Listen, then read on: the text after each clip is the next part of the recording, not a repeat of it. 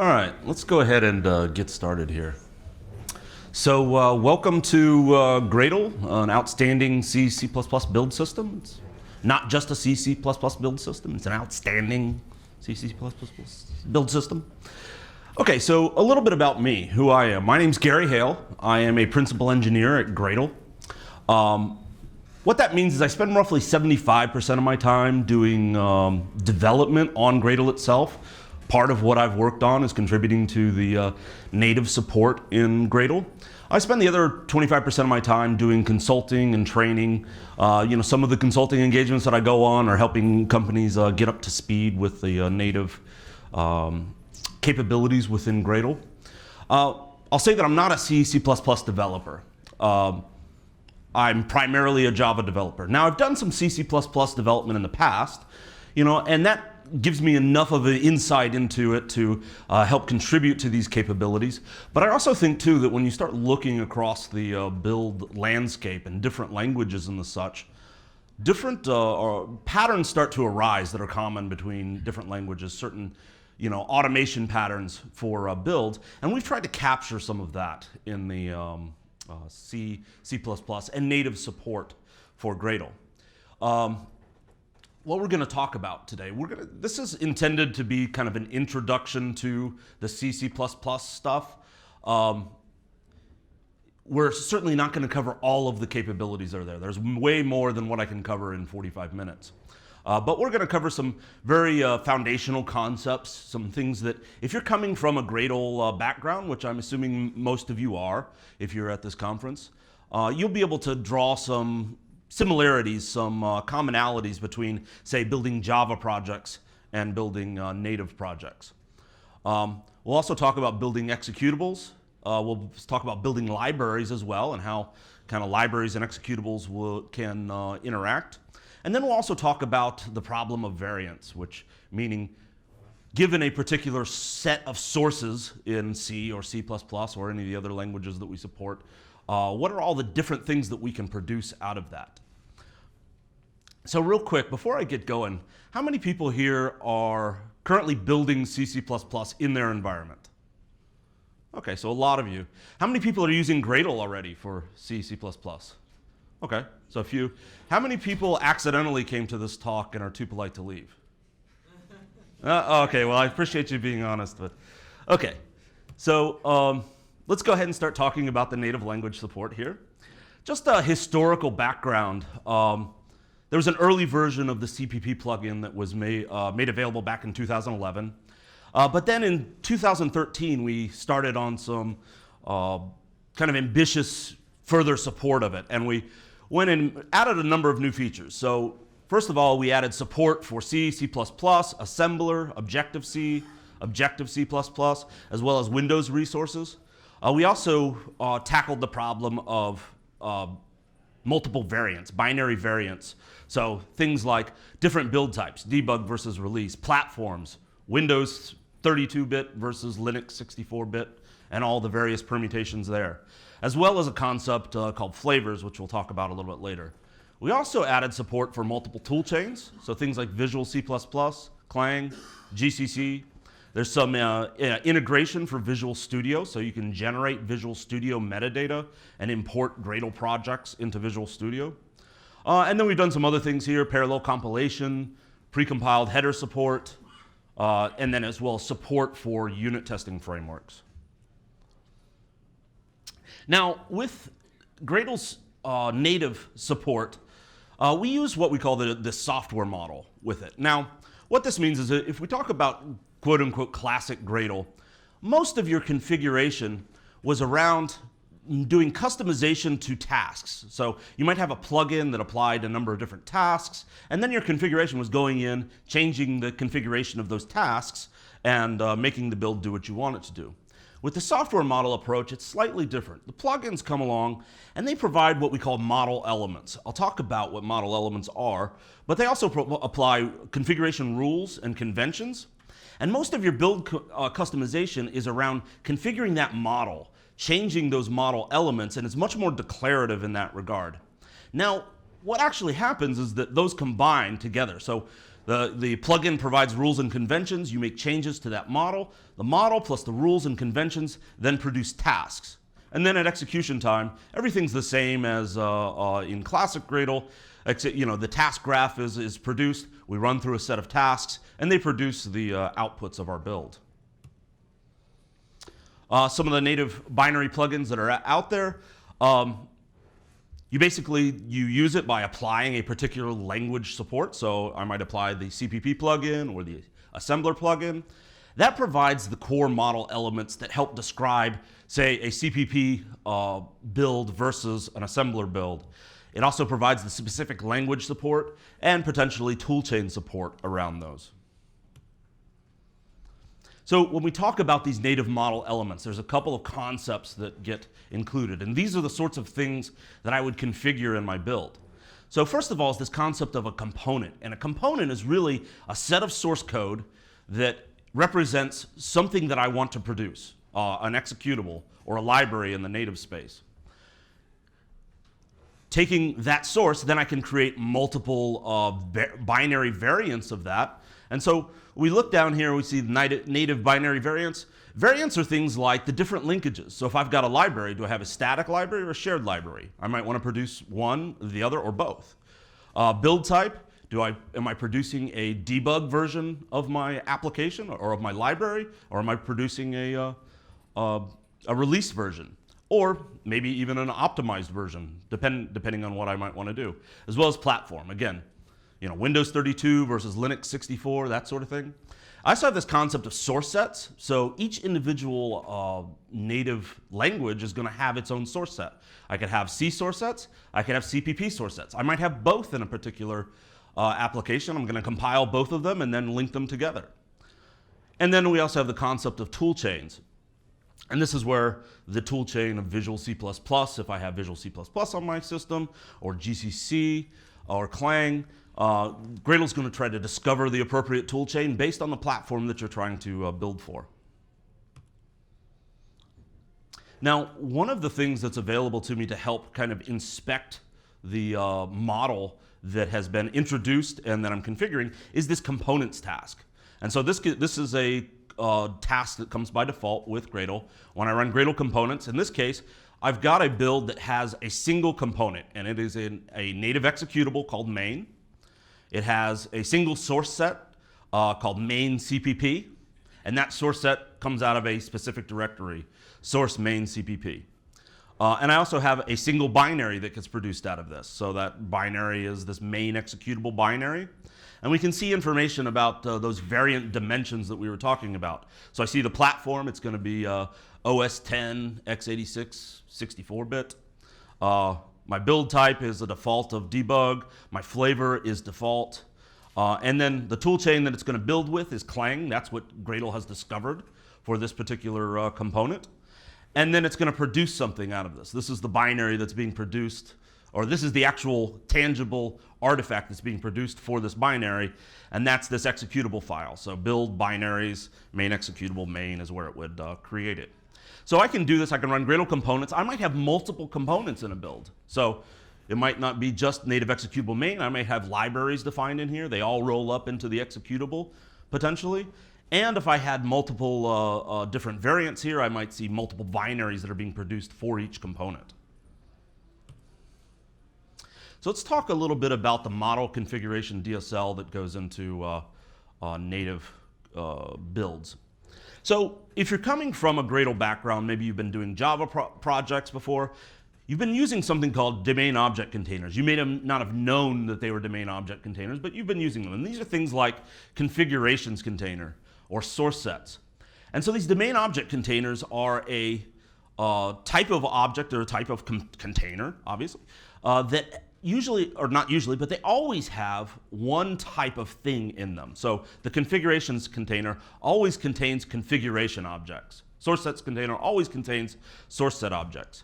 Now we can apply rules to these, and you may have used these. So the all rule, which applies a configuration rule to all elements in the container, or I can access them by a named container. So I can say something like configurations.compile, or I can provide a filter of some sort, configurations.matching, and I provide a condition that has to match for a particular object in that container.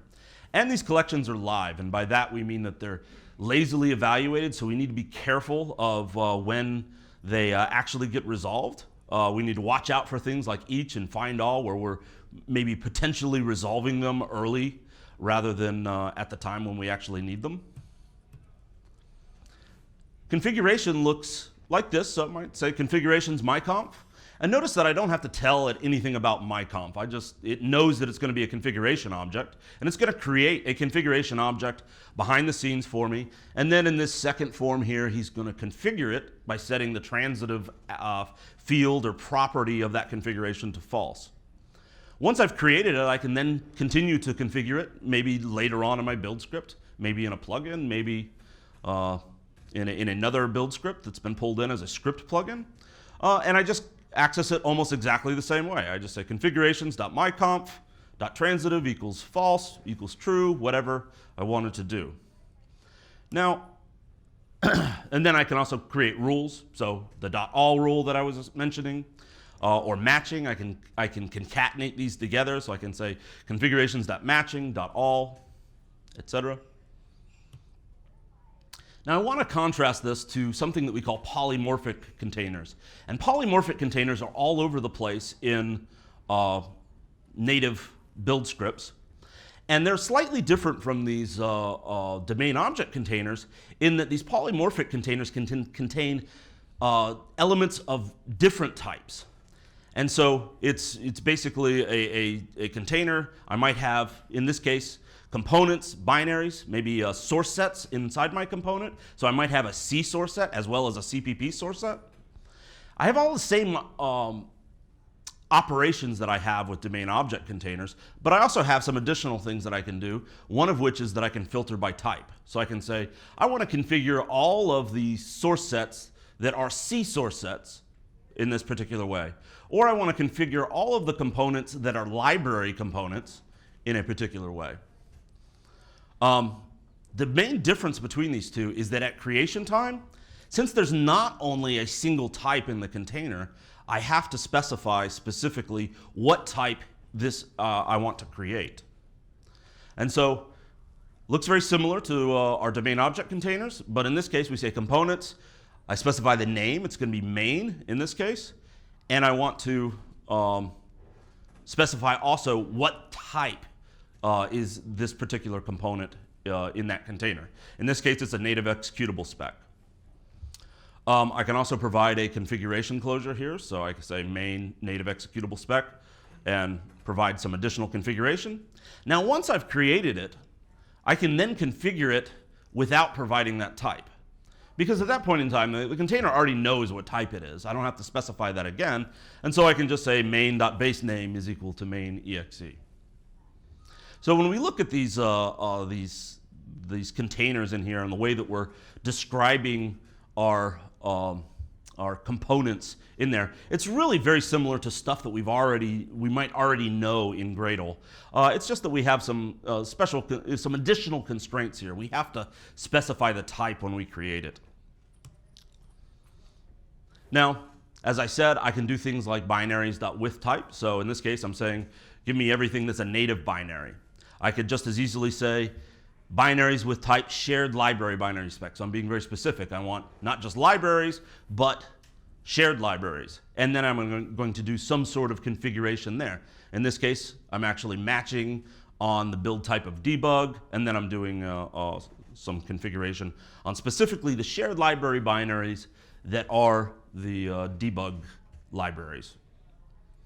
Again, all of the rules that I have with my domain object containers, all those named rules and such, those are all still available to me as well.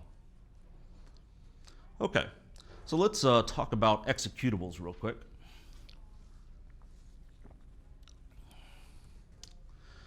So first of all, we already kind of saw this. I define an executable by simply creating a component in this software model that has a type of native executable spec.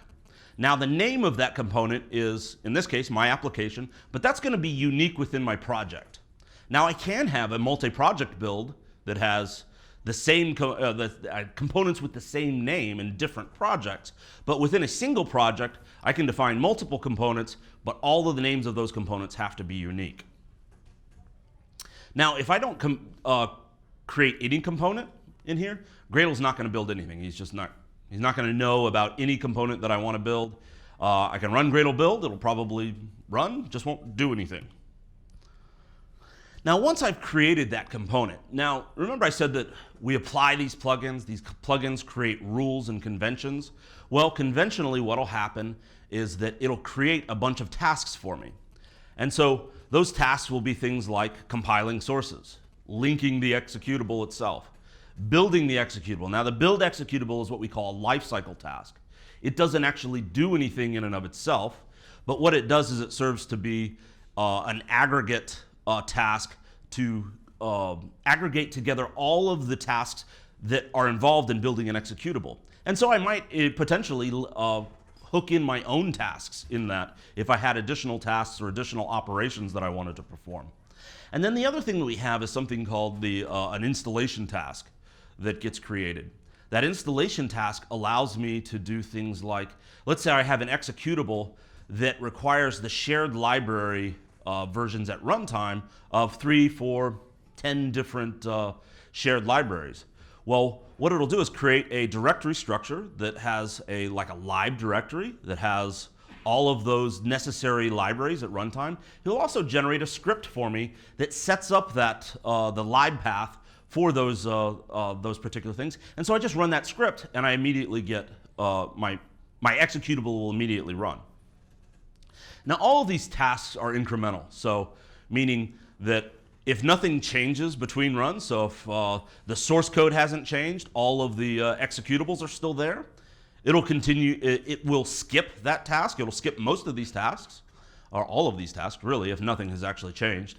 If, say, for instance, I remove the executable, but most of the intermediate object files are still there and the such, it would likely skip, say, compile, but then when I get to link, he would run the link task again. And not only are these incremental, but they're also incremental tasks in the sense that if I only change a few source files, he's not going to recompile the entire set of sources. He'll recompile just the source files there as well. So he's smart enough to recognize what has changed. He also tracks things like headers and understands that, hey, this header actually will affect these source files, recompile those source files. I can also do things like add in custom compiler arguments or linker arguments. And so the way that I would do this is I've got my model components, I've created my application native executable spec, and then I access the binaries of that. And in this case, I'm using binaries.all, which means that for all binaries produced by this particular component, I want to set some preprocessor definitions as well as some arguments that I might set to the compiler. I can also pass in arguments to the linker as well if I wanted to. Okay, so let's do a quick demo of the executables here. So I've got a simple executable. Let's make this bigger. So in this case, I've applied the CPP plugin, so I'm going to it's going to add CPP source sets. I'm going to be able to build CPP source files. Defined a component called main. It has a type of native executable spec, and I've also set some things here to set the preprocessor definition of ndebug. I can also do things where I can query the toolchain. Say, if I'm in GCC, then I want to add certain arguments. If I'm in, say, Visual C++, I add a different set of arguments onto the command line. Now, let me go into my directory here. First of all, we'll just look at what I have. Got my build.gradle. I've got a simple source, hello.cpp. Doesn't do anything terribly interesting, just does my hello world. Now, if I do my Gradle components here,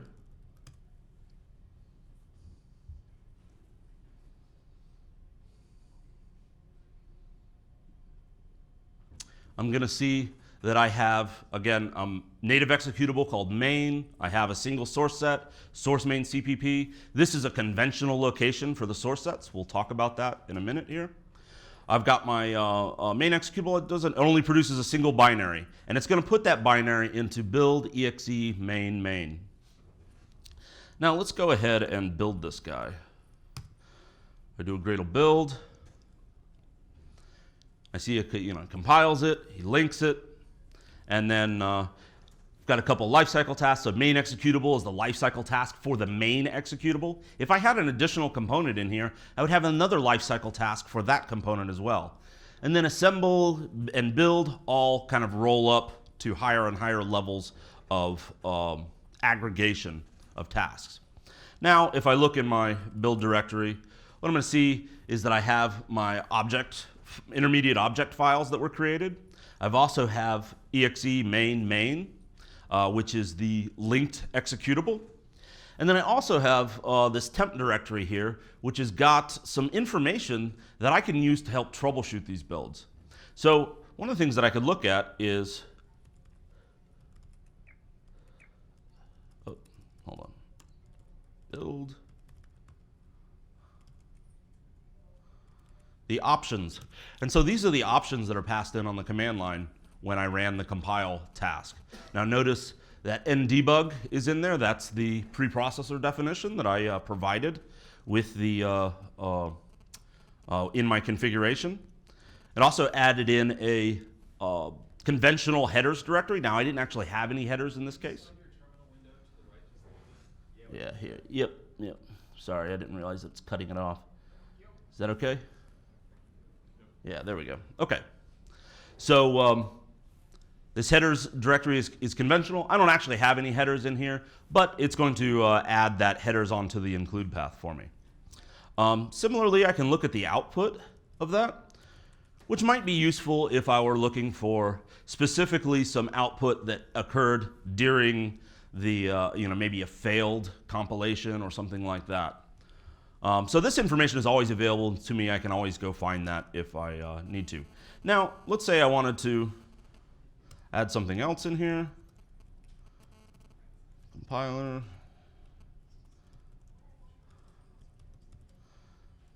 Say I'm going to add a new preprocessor definition. Now, Gradle is going to recognize the fact that the arguments have changed. He's going to rerun that compile, but then notice that when he compiled it, I didn't actually do anything with that summit definition. That didn't change the output of my compile task. And so the link executable showed up as being up to date. Nothing has actually changed in his inputs. The object file was exactly the same as the last time he produced it. So that that incremental build comes into play here, and we have efficient builds. If I look at my options, that text again, we see that it's now added in my preprocessor definition. Okay, so let's continue on. So let's talk about source sets for a minute. So with the native support, we have this concept of language source sets, and these are language-specific source sets. They represent a collection of source and headers for a particular language. So there's a CPP source set out there. There's a C source set, assembler, as well as Objective-C, Objective-CPP. And I can have multiple source sets in a particular component. So conventionally, when I apply a plugin, so let's say I apply the CPP plugin, I'm immediately going to get a conventional source set. So for my hello executable here, if I applied CPP plugin, sources, I would get CPP. That is a source set that represents the CPP sources. Similarly, if I apply the plugin C, I'm going to get a C source set as well as ASM. These are there by default. I don't have to configure these at all. They're going to be there. If I want to configure them and change them, I can, and I'll show an example of that. I can also add additional source sets if I wanted to. So I can do that by adding them to that sources container underneath the component. But again, this is a polymorphic container. I have to tell it specifically what type of source set to create. So in this case, I add additional CPP and I tell it's a CPP source set, as opposed to extra C where I tell it it's a C source set. Now, there are conventional locations for these source sets when I add them. So given a CPP source set in a component called hello, he's automatically going to configure a source directory for that called source hello CPP. Headers will automatically go into source hello headers. If I had, say, in my previous example here, additional CPP, it would look for it in source hello additional CPP. But I can change that if I want. I can configure these sources to look in different locations. So for my CPP source set, I use the source block here, and then I configure the source strs to be something different. And they can be multiple directories. I can have multiple directories that combine for a source set. I can also do filters around that. So I can include only certain files. And then I can configure my headers directory, my exported headers, by configuring the exported headers object on the source set. Let's talk about libraries real quick. So I can define a library very similarly to how I define a executable. I just use native library spec here. There is a difference between these though. When I define an executable, I by default only get one binary form of that.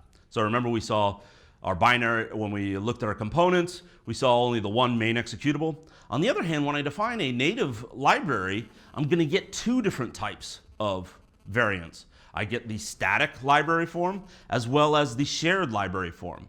And what I have actually are different views of a particular component depending on when they might be used. So I have a compile time view of it, a link time view of it, and a runtime view of it. And so I can have different libraries or different executables reference each other. They can create library requirements between each other, and they can also specify when they need that. So when I say that there's a compile time requirement or a compile time view, what I'm saying is that I want to expose the headers of a particular library at compile time. If I have a link time view, what I'm saying is I want to make the static library form of the library, the static library binary, available at link time so it can be linked together with the consuming component. Similarly, runtime is my shared library view of the component. Now, headers are going to be available always at link time, whether I use the link time or the runtime version of this, but it's just a question of when that library is actually needed. And I specify this during a library requirement definition by specifying a linkage. API being that compile time header view of the library, static being that static library view, and then shared being the dynamic library view. And this is what this looks like. So in a particular build, I might have multiple components that have been defined. And let's say I have a component that's going to use some of those components. So I have at least lib 1, 2, 3, and 4. And then we'll say that this component that I'm using it in is my main executable again. So the first form here, I'm saying that lib 1 is required in this particular component. And because I haven't defined a linkage, the default linkage is going to be shared. So he's going to assume that you mean shared there. The second one here, I'm saying specifically that I want a static linkage. And so when I go to link this particular executable, I'm going to statically link in the static library form of lib2. Lib3, I'm saying he's shared, so I'm being explicit here. I could just leave off the linkage and I would still get shared, but I'm being very, very explicit here. And then lastly, lib4, the linkage is just API.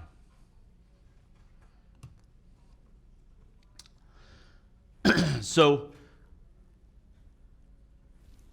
this form, we're reusing components within a single project. I can also have a multi-project build where I use components from another project. So I can add on to this the project. So in this first case, I'm going to use the library hello from the project hello. In the second example here, I'm using the library util from the project util, and I'm using the static linkage of that library.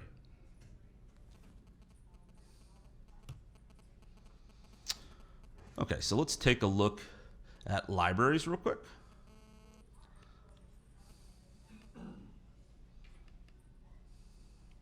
Okay, so in this case, I've actually got a multi-project build. I've got two projects in it, exe and lib. And for the sake of our discussion, I've got all the configuration in a single build script. So this first section here, I'm configuring the lib project, and I'm defining a component called main, which is a native library spec. And then I've got some additional configuration that adds in some preprocessor definitions or what have you. I've also got my exe project.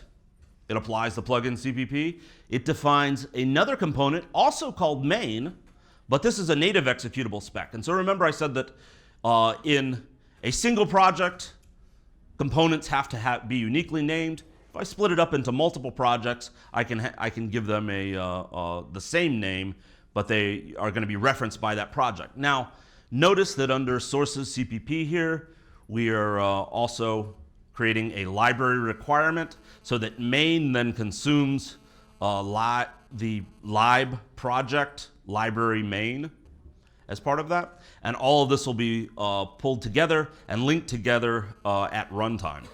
So because I haven't specified a linkage, I'm going to get a shared library linkage. So let's go out and take a look at that.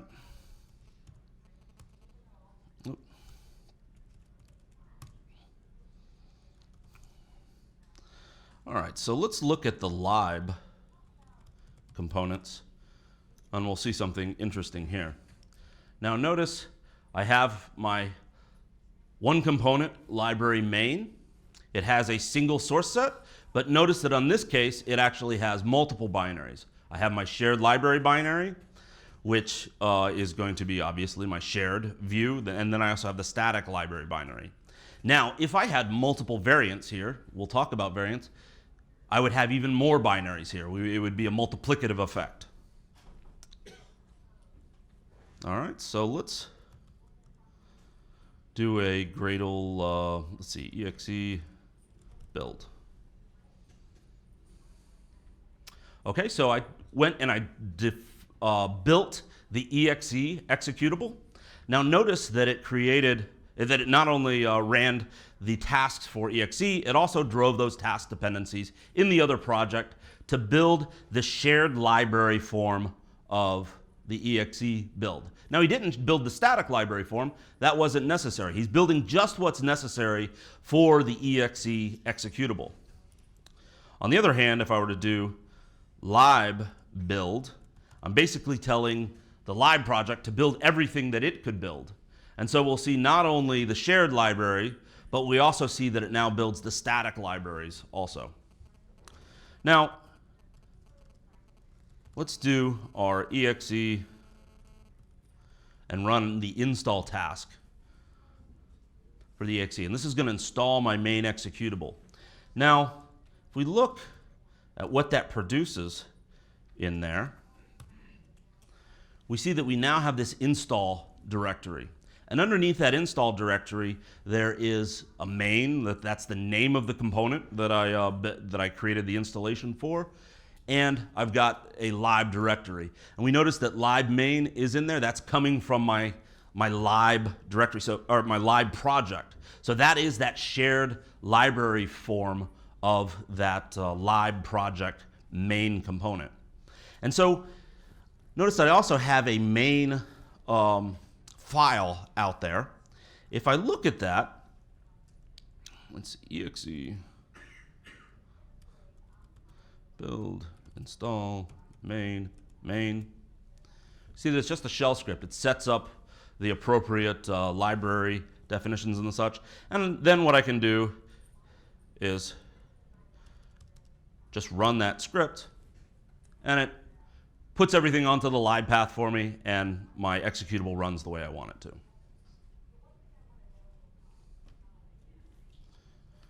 All right, about 10 more minutes here, kind of move through this.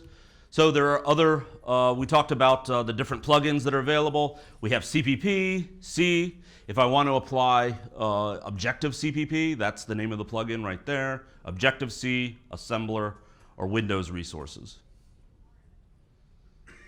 So let's talk about binary variants a little bit. So there are three types of variants that or variant dimensions, I should say, that I can define in a native build. The first is build type. And build type is going to be things like debug and release. And then there's platform and there's flavor. Let's talk about each of those. So build type, conventionally, this is freeform really. I could define any sort of build types I wanted to. But conventionally, we're talking about things like debug and release. I might also have, say, debug optimized or anything else where, I might have a specific type of build where, I have a different set of arguments on the command line. Now, once I define these, I'm going to get a binary variant for each component that I have defined for each of these build types. I can configure I can configure how each type is compiled or perhaps linked by creating some conditionals in here. So in this case, I've said that model, components, and then notice that this binaries.all is not underneath the component. And in previous examples, we had it underneath, say, the main component. I can actually configure binaries at multiple levels with the native support. It can either be for a specific component, or I can say for all components, I want to create a configuration rule. And in this case, I'm going to say that for any binary that has a build type of debug, I'm going to add these additional preprocessor definitions, an additional linker argument. Otherwise, I add a different preprocessor definition. And so by doing these conditionals, I can do any sort of specialized configuration of my build types. And this is true of any type of variant in here as well. We talk about platform. We've got a lot of different permutations here. Architecture might be, i386, AMD 64, et cetera, et cetera, et cetera. Operating system might be Windows, Linux, OS 10, whatever. But a platform is currently a combination of architecture and operating system. Yes, sir? Can we actually introduce different tool chains, for example, for ARM? Yes, you can. I'm not actually going to talk about it in this particular talk, but you can define your own tool chains in there as well. So in the future, the platform will encompass other aspects. So one of the things might be C runtime. We might be able to have a platform that is associated with one runtime versus another. But at runtime, Gradle is going to look in the environment and try to select a tool chain based on the targeted platform that a binary might have. So I can define my own platforms if I don't want to use the Gradle default platforms. By default, if I don't declare any platforms, it's just going to build for my current platform. So if I'm running on OS 10, 64-bit, he's just going to build a single platform variant. But I may have a build that can run on both, say, a Unix environment as well as a Windows environment. And I might have different arguments that I pass in for each. And I'm going to tie that up into some conditionals around the platform. Flavor is another variant that I can use. Flavor is really freeform. It can be anything that I wanted it to. It could be free versus paid. It might be that I'm compiling with a particular library that implements some sort of standard versus another library that implements that same standard. Whatever makes sense. This is really kind of the greenfield variant for whatever you might want to use it for. But again, I create my flavors, I define them. In this case, it's just trial and paid. And then I can do things in my binaries where I declare different configuration based off of whether that binary is the paid flavor or not. And I can combine these conditions together, obviously. So if you start to think about this, we get a variant explosion. So imagine I've got 5 different components in my build. I've got, say, 2 different build types, 2 different platforms, 2 different flavors. That's going to be, what, 6 times 5, 30, times 2, 60. So that's 60 different binaries, just, right there. And depending on how complex you get, that can get very, very large. Some of these may not even be relevant. It may not make sense. I may not want to actually create a free version of my 32-bit component. So I may want to disable some of these things. And also, all of these different variants can incur a performance overhead at configuration time, as well as build time, of course. So what we want to be able to do is kind of create some ways to manage all of that, that variant explosion. And so one way that we can do this is we can set certain types of binaries to not be buildable. And so in that case, what we would do is we would have some sort of condition. That condition may be that if the platform is i386 and the build flavor is free, then I set the binary buildable to be false. We don't ever build for that combination of variants. And so this will prevent it from actually being built if I do a Gradle build. And it will also prevent it. I can also take this into account in other aggregate tasks that I might create. And this is one of the things that I might want to do, is create convenience tasks out there. So in this case, I might say that I want to, for all native executable specs, if it's a type of release, then I want to create a build release executable task that just aggregates together just those. And so I can cross-cut and create all sorts of convenience tasks for the sorts of things that I might want to do on a regular basis. I can also say something like, give me all of the shared libraries. So let's go ahead and take a quick look at the demo real quick. We're almost done, and then we'll finish up. All right, so if we look at my variant demo, I've got a build, got some different platforms that have been defined here, and I've really just defined these so that I have my own kind of way of referring to these particular platforms. I've got a couple of build types that I've added in.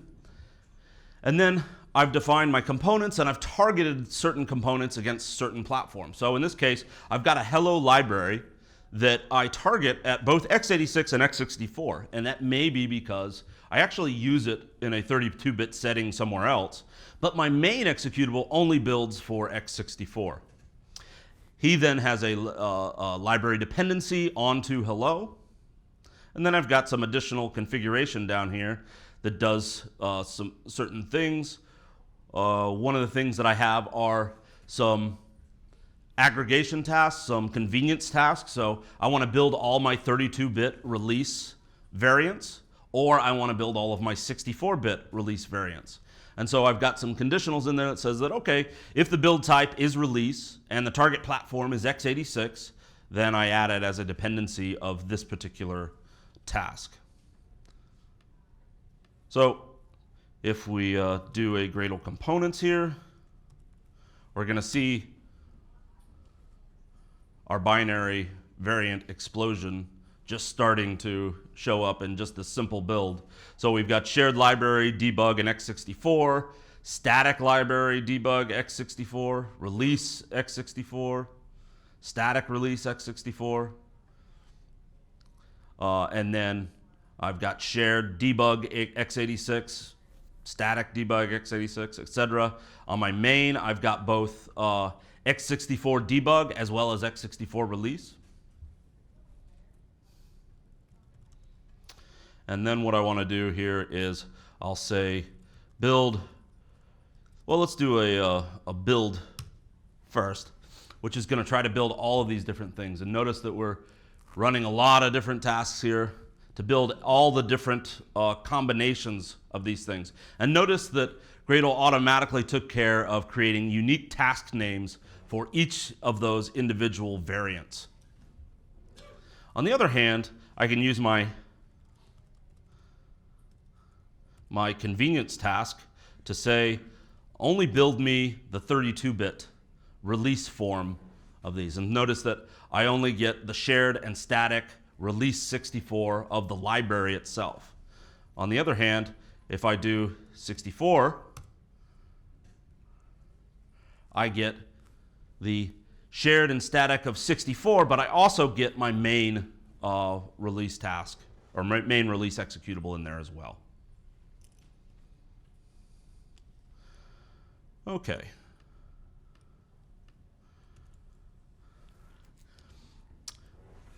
So if you've been seeing the cloud services that we're talking about, and you might wonder, can I create a build scan for a C++ build? Certainly you can. You can get all of that goodness for the C++ builds.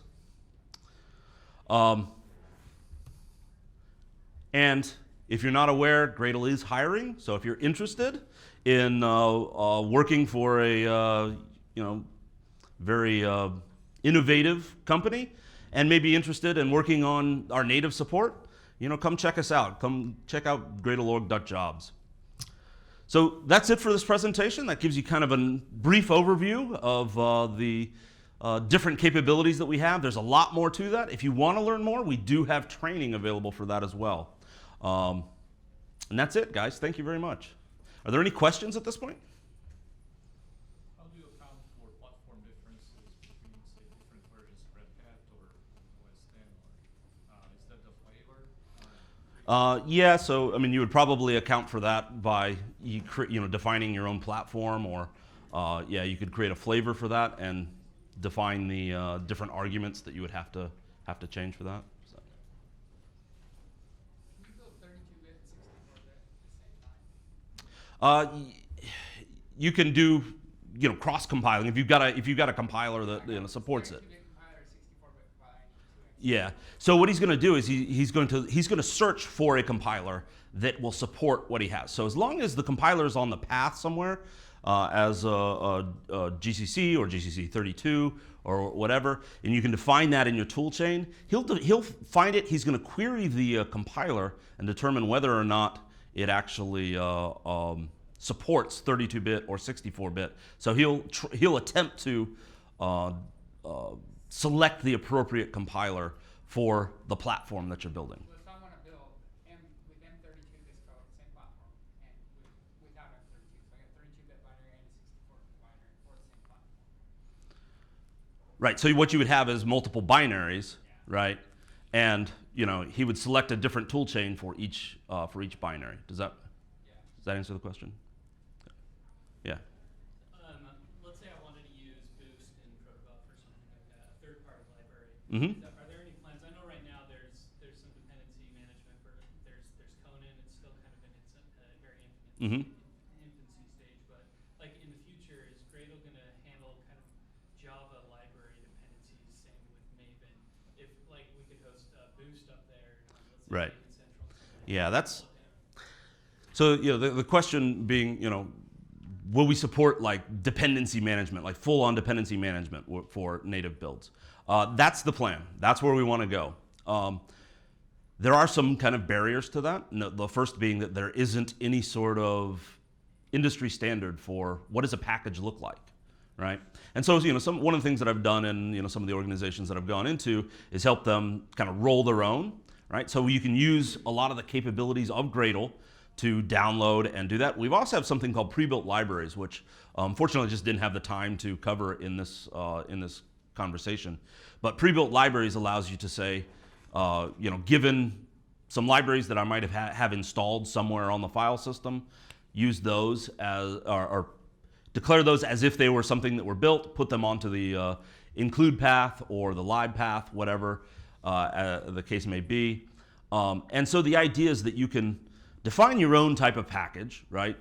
Create ways to publish those packages up there. So, if you're publishing your own packages, you put them up there. If you've got something like Boost, you're going to arrange them in that package format. You put them up into a binary repository. And then you have to build a little bit of code around resolving that, dropping that, and defining a pre-built library for those as well. It's not simple right now. It does require a good bit of work to do that. In the future, we want to tackle that, make that a first-class citizen of Gradle, and I think that will, make a very compelling statement for, the native space. But again, there are some things that we've got to solve. Things like, what does the package look like? How do we handle, variant awareness, from a metadata perspective? What's the best way to do that? There's a lot of different things. We'll get there sooner or later. We're not quite there yet. Go ahead. Hey, Gary, let's say I've got C++ and Java in my project. Can Mm-hmm. you comment on the best way to architect that build? Is it multiple projects or multiple build files? Can I put both planes on one project? Yeah, you could put them all in one project. I'm not sure that in the absence of any other sort of information that there's a best practice around that, but you can certainly have a natively compiled, say, a JNI library or something like that. You compile it and then roll it into your jar, do something like that. And basically the way you would do that is by defining your components, building that JNI library, and then when your jar comes along, you would have some dependency on the tasks that build those native components as well. And you could certainly do that as multiple projects, and there might be some reasons for doing that, but I can't really give you a best practice for it without maybe talking about it a little more in depth. Yes, sir. So, do you plan to add support for different operating systems that I've noticed that API is kind of private. If I wanted to define Android or iOS as an operating system and target that, do you plan to add support for doing so?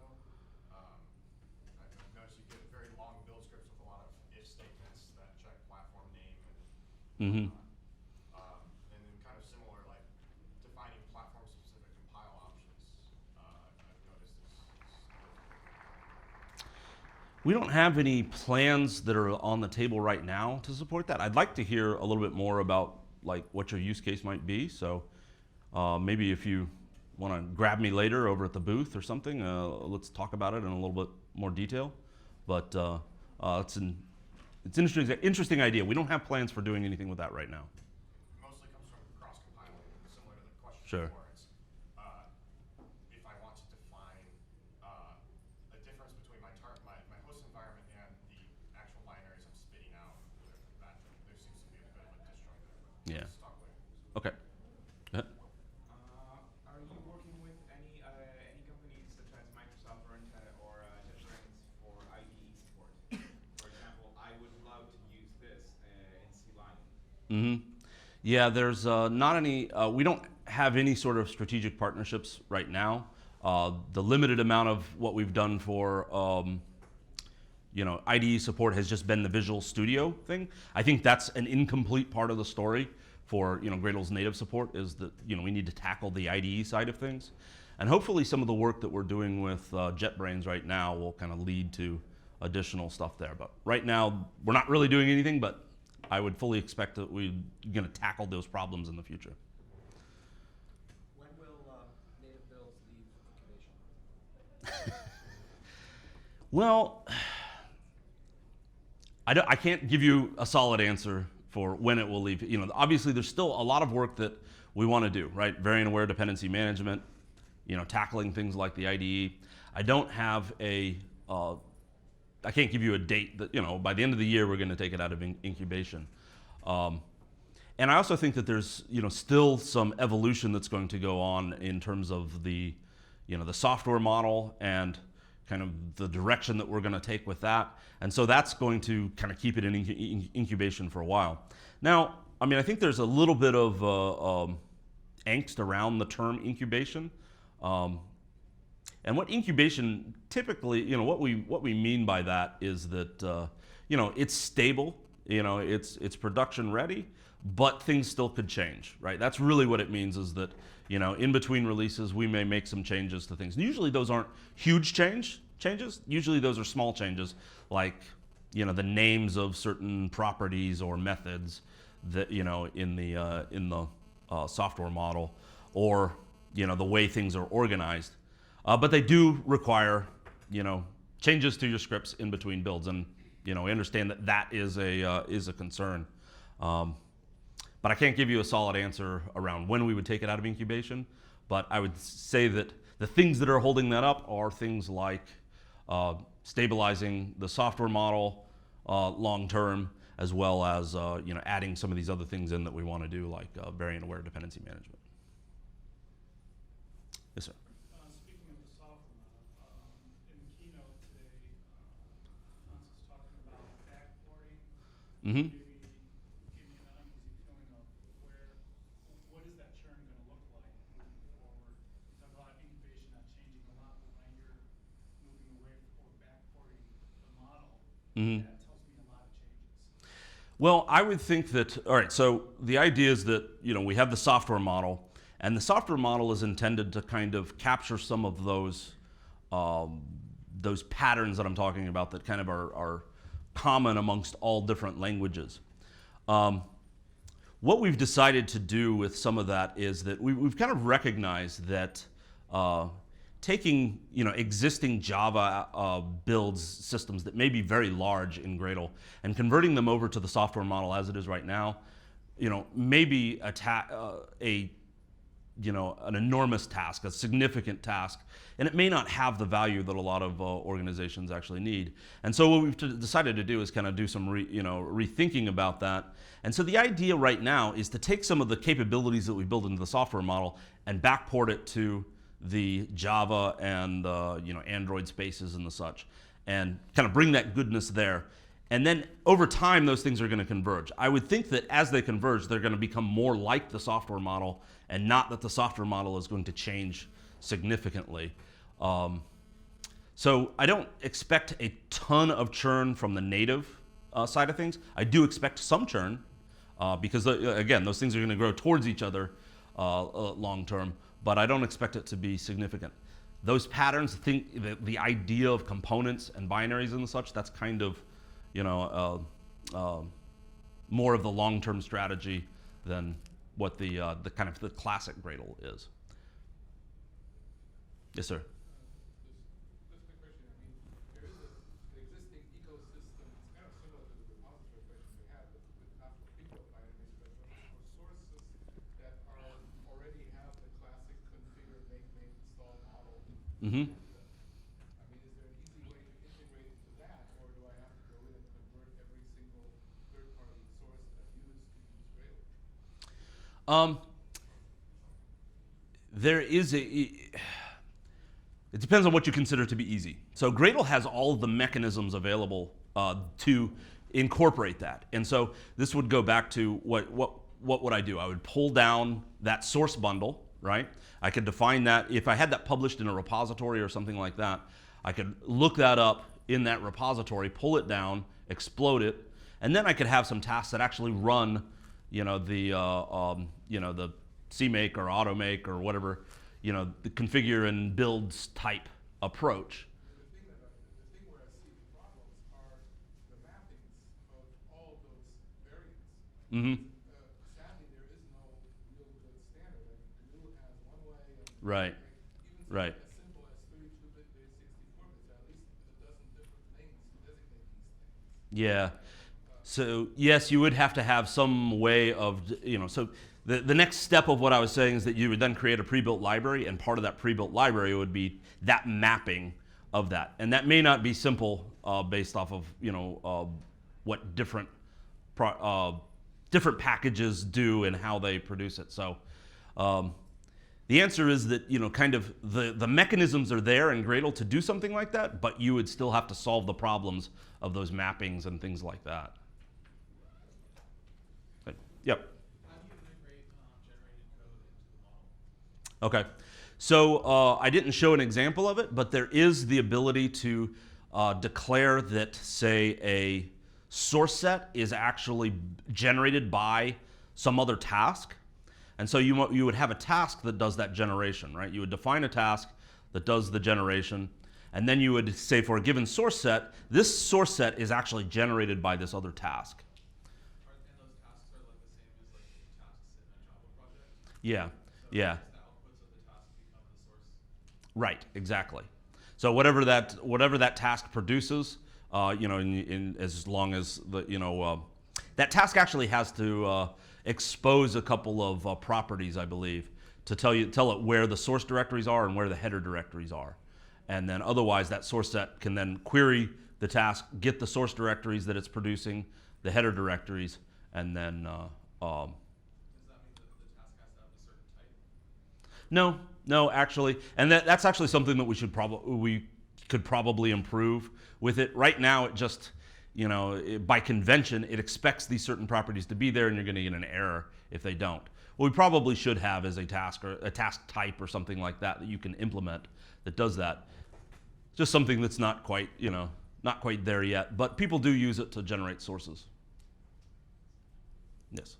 What about parallel and distributed compilation? Okay, so we don't have anything right now for distributed compilation. We do parallel compilation, as part of the compile task. What it actually does is spins up multiple workers and compiles sources in parallel. Or are you talking about specifically,